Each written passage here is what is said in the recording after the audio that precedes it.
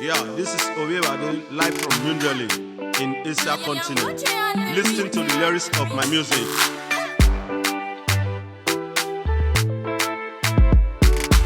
Oisamenera, urerega jaye o, onyaga bungbe wagbon, ukoko bungbe wagbon o, enurere, urerega jaye o, ramo isa.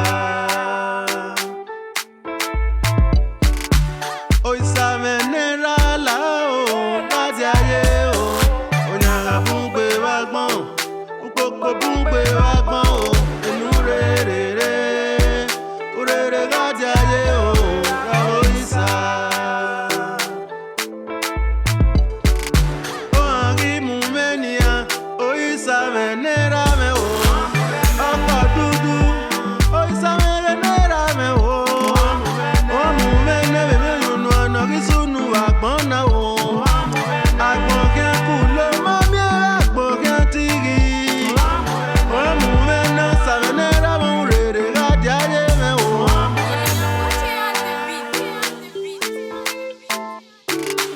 Oisamenera, urerega jaye o, onyaga bungbe wagbon, ukoko bungbe wagbon o, enurere, urerega jaye o, ramo isa.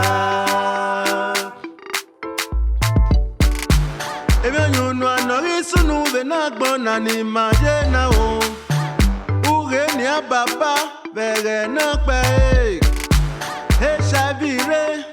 Kekere Lassa fever, ọ̀gbẹ́lẹ̀ onígun, umagi maramo rawa o. Ọmọ ẹgbẹ́ wa nìyẹn, Ebola náà re. Ọ̀gbẹ́lẹ̀ onígun, una yugwe wẹ̀yà gbìmọ̀ wọn. Nàìjíríà náà nìyẹn, coronavirus ọ̀rẹ́. Ọ̀rẹ́, ọ̀nà gbìsàn ya gbọ̀n panu ẹ̀yìn náà o.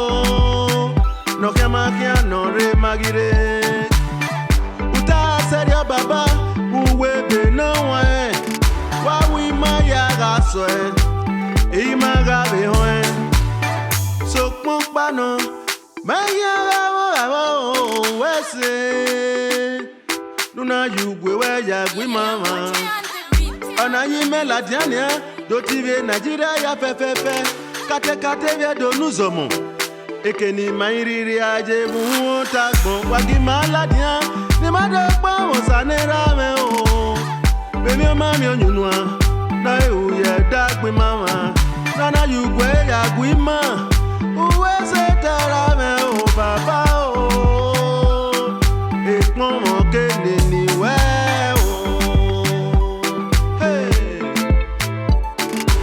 Oisamenera urerega jaye